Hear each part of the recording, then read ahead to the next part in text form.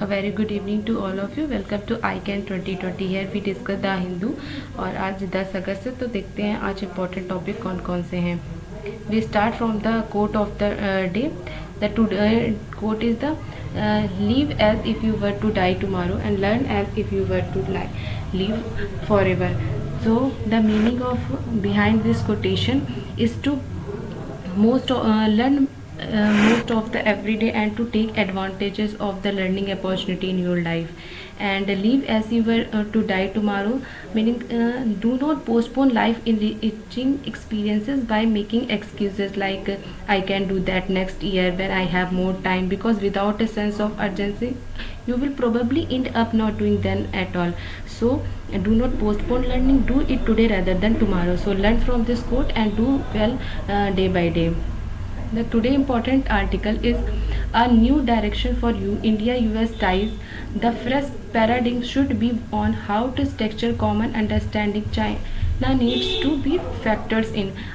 ये आर्टिकल सुब्रमण्यम स्वामी का है जो इंडिया और यूएस के टाइज के बारे में, रिलेशनशिप के बारे में बताते हैं कि हमारा जीएस पेपर 2 का पार्ट है द इंटरनेशनल रिलेशन, और इसमें हम इंडिया और यूएस के आज जो सुब्रमण्यम स्वामी जिस टॉपिक पे बात कर रहे हैं उस पर हम देख सकते हैं. इन्होंने बताया था US under the leadership of president Franklin Roosevelt during the 1940. जब वहाँ के प्रेसिडेंट फ्रैंकलिन थे तो वहाँ पे ब्रिटेन के जो प्राइम मिनिस्टर थे चर्चिल, उन्होंने उनसे कहा कि सेकेंड वर्ल्ड वॉर में हम इंडिया के साथ, इंडिया साउथ एशिया में एक ऐसा कंट्री है जो लीडिंग पार्टनर हो सकता है और वो हमारी तरफ से लड़ेगा और आप उसे आज़ादी जल्दी दे दो. तो ब्रिटेन ने क्या किया कि उन्होंने इस बात को समझा और लेटर उन्होंने इंडिया को इस इंडिपेंडेंट भी कर दिया और उसने उसकी तरफ से लड़ाई भी करी. बट इसमें आर्टिकल में ये कहते हैं कि अभी जो इंडिया और चाइना का वॉर हो रहा है, मतलब जैसे गलवान वैली पे आपने देखा कि लद्दाख में चाइना इंसर्जेंसी कर रहा है, सिक्किम में कर रहा है, लिम्पी धुरिया और तो इस बॉर्डर पे जो अभी इस समय अर्जेंसी देखने को मिल रही है, तो उसमें सुब्रमण्य स्वामी कह रहे हैं कि now is the time to revive the our relationship to change the US and China. अभी हमें क्या हो रहा है, मोर फोकस करना चाहिए यूएसए की तरफ. और हमने क्या किया था कि स्टार्टिंग में हमें यूएसए को ऐसा लगता था कि हम यूएसएसआर की तरफ हैं और उसकी वजह से उन्होंने 1965-1971 के वॉर में पाकिस्तान की हेल्प करी थी यूएसए ने, जिसकी वजह से पाकिस्तान जिसके पास कुछ भी नहीं था वो हमारे अगेंस्ट लड़ने के लिए तैयार हो गया, क्योंकि वहाँ पे जितनी भी मिलिट्री अलायंस थी वो यूएसए की थी और वो ज़्यादा चाइना जो पाकिस्तान है वो इंडिया के अगेंस्ट में लड़ने के लिए तैयार है only because of the USA help the military power in the Pakistan. So यहाँ पे ये कहते हैं कि now the time to importance of the role of USA in the contest of the Indian origin.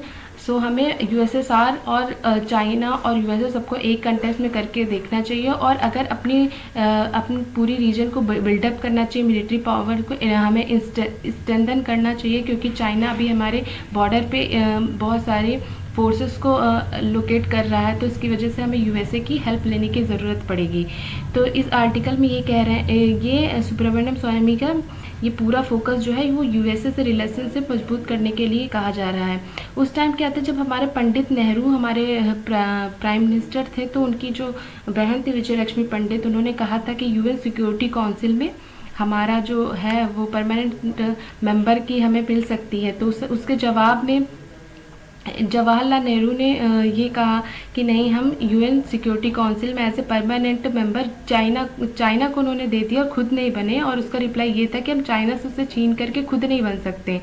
तो ये जो एक इशू है वो थोड़ा सा देखने को रहता कि उस टाइम पे जवाहरलाल नेहरू की जो उनकी थिंकिंग थी वो आइडियोलॉजिस्ट थी, आइडियोलॉजी पे वो ज़्यादा फोकस कर रहे थे रदर देन द मॉडर्नाइजेशन. और चाइना क्या किया, उसने 1962 में जब वार किया तो उसकी जो मॉडर्नाइजेशन जो है वो देखने को मिली और उसने आइडियोलॉजी पे काम नहीं किया. तब नेहरू को काफ़ी सदमा लगा इस बात से कि हमने तो उसको मतलब चीनी भाई करते थे और उसने तो हमें 1962 में जो हमला हुआ उसके बाद से फिर हमारी जो फॉरेन पॉलिसी हुई वो चेंज हुई और हम जो है वो ग्लोबलाइजेशन की तरफ बढ़ने लगे. तो उसके बाद इसमें ये आर्टिकल में बताया जा रहा है कि Nehru response to his sister within the week was unequivocal. In your letter you mentioned that the State Department is trying to unseat China as a permanent member of the Security Council. वही जो मैंने अभी बताया वही इसमें दिया गया है. Nehru not only declined the US offer to China to become UNSC permanent member with the but instead campaigned for the China to take up that seat. उसकी सीट लेकर के नेहरू खुद नहीं बनना चाहते थे, ऐसा नेहरू का पॉइंट ऑफ व्यू था. फिर इसमें ये कहते हैं कि 1953 में जो सोवियत संघ और चाइना थी वो कोरियन वार हुई वहाँ पे, तो जिसमें से यूएसए ने पाकिस्तान को एज ए मेंबर डिक्लेयर कर दिया सीटों का, जो कि South East Asia Treaty Organization है, और जिसकी वजह से फिर यूएसए से हेल्प करने लगा और बहुत सारी, ये भी हम डिस्कस कर चुके हैं, उसको पावर मिली, यूएसए ने इसको सीटों का मेंबर बनाया और उसके पास उसकी मिलिट्री, इकोनॉमिक और जितने भी कल्चरल और डेमोक्रेसी थी वो सब उनको वहाँ का स्ट्रेंथन करने पूरा जो रिस्पॉन्सिबिलिटी थी वो यूएसए ने उठाई. 1965, 1971 और 1919 का वॉर में पाकिस्तान की हेल्प भी यूएसए ने करी, और उसमें काफ़ी टास्क फोर्स जो थे और न्यूक्लियर वेपन से भी उसको स्ट्रेंथन किया. तो ये पाकिस्तान की हेल्प यूएसए ने की. अगर पाकिस्तान की हेल्प यूएसए नहीं करता तो पाकिस्तान हमारे अगेंस्ट लड़ने के लिए कभी भी खड़ा नहीं हो सकता था. बट हमने यूएसएसआर से फ्रेंडशिप ट्रीटी साइन कर रखी थी, जिसकी वजह से जब बे ऑफ बंगाल में यूएसए की नवल कमांडो आया तो उसने कोई वॉर नहीं किया, क्योंकि हमारे साथ जो था वो यूएसएसआर उस समय खड़ा था.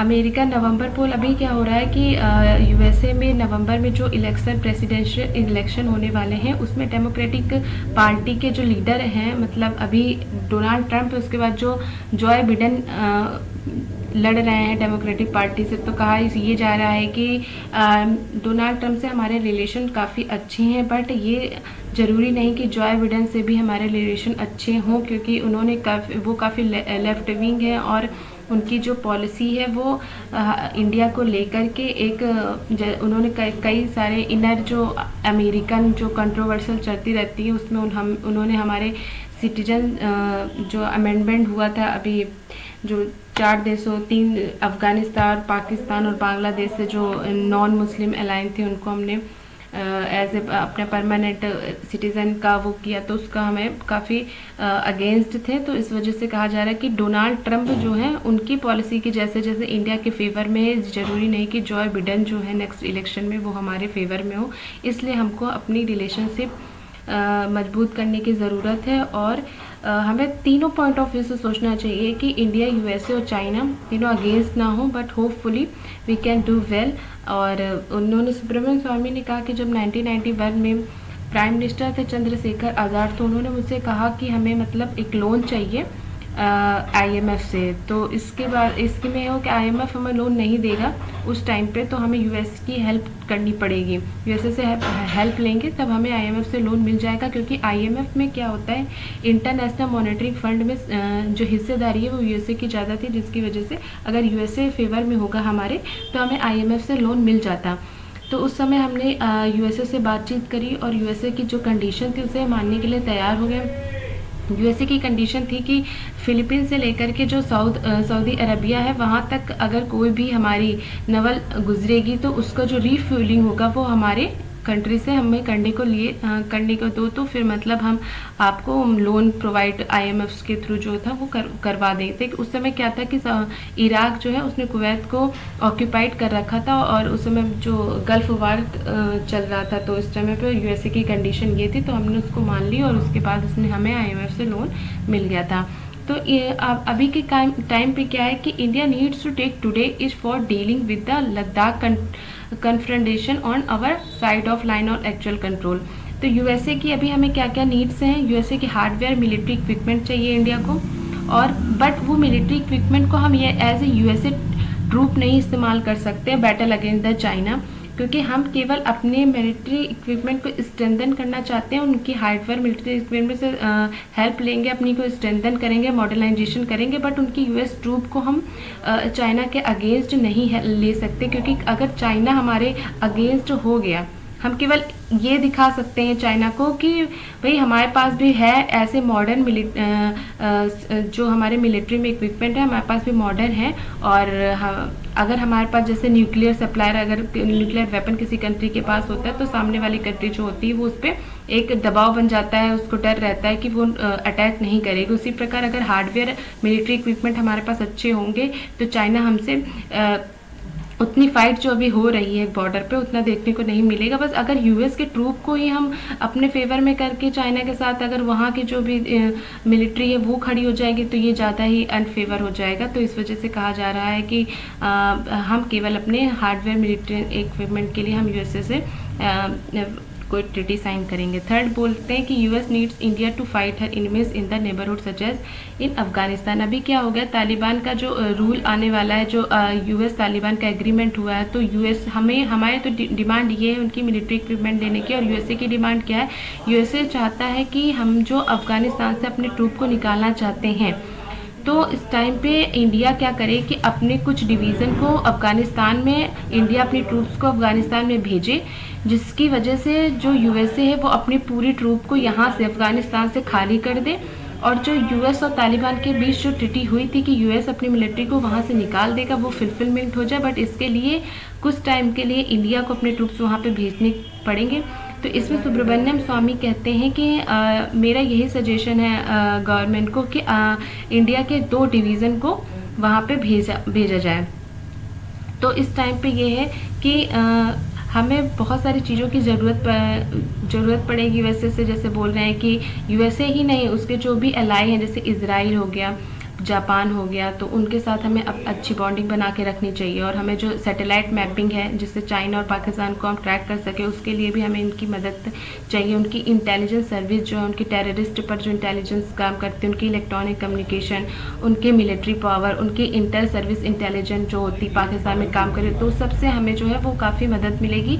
और यूएस जो है वो अंडमान निकोबार आइसलैंड को कम्प्लीटली डेवलप करने में हमारी मदद करेगा, और उसकी नवल और एयरफोर्स बेसिस पे वो भी यूज़ कर पाएगा और उसको डेवलप भी करेगा। तो ऐसा कहा जा रहा है जैसे उसके जो अलाइज है इंडोनेशिया और जापान, उससे भी वो भी शेयर कर पाएंगे जो भी पोर्ट बनेगा अंडमान और लक्षद्वीप में। तो इस टाइम पे क्या है कि इकोनॉमिक रिलेशनशिप जो है must be based on the micro economic commercial principal.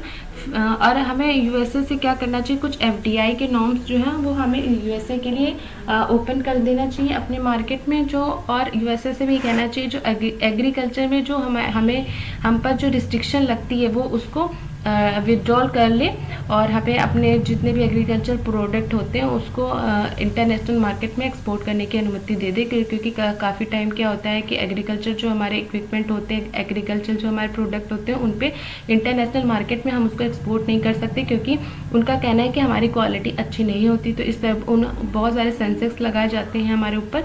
तो यूएसए को हम अगर उसकी हेल्प करेंगे तो इन द अगेंस्ट यूएसए भी हमारी मदद करेगा। तो ये इसमें कहा जा रहा है।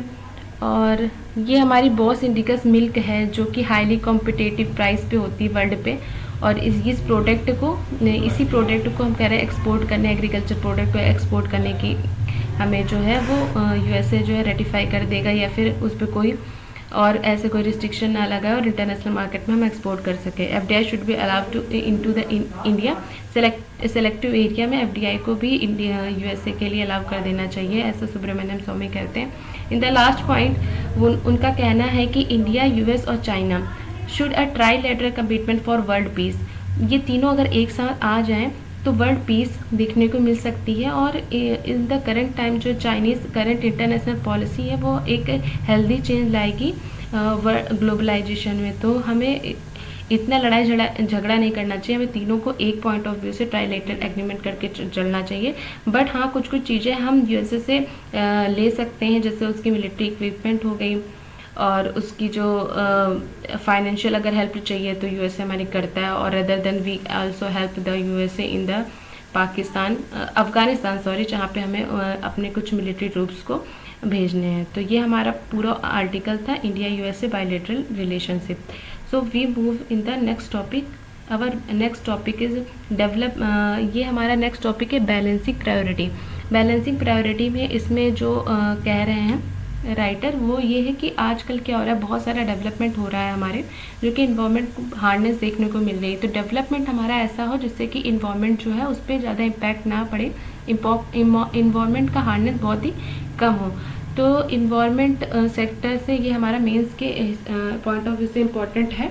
तो इसमें हम इन्वायरमेंट पर्यावरण संरक्षण कैसे कर सकते हैं, कैसे उसका कंजर्वेशन कर सकते हैं, उसकी जो भी इम्पोर्टेंट ट्रिटी हैं उसको मेंशन कर सकते हैं इसमें।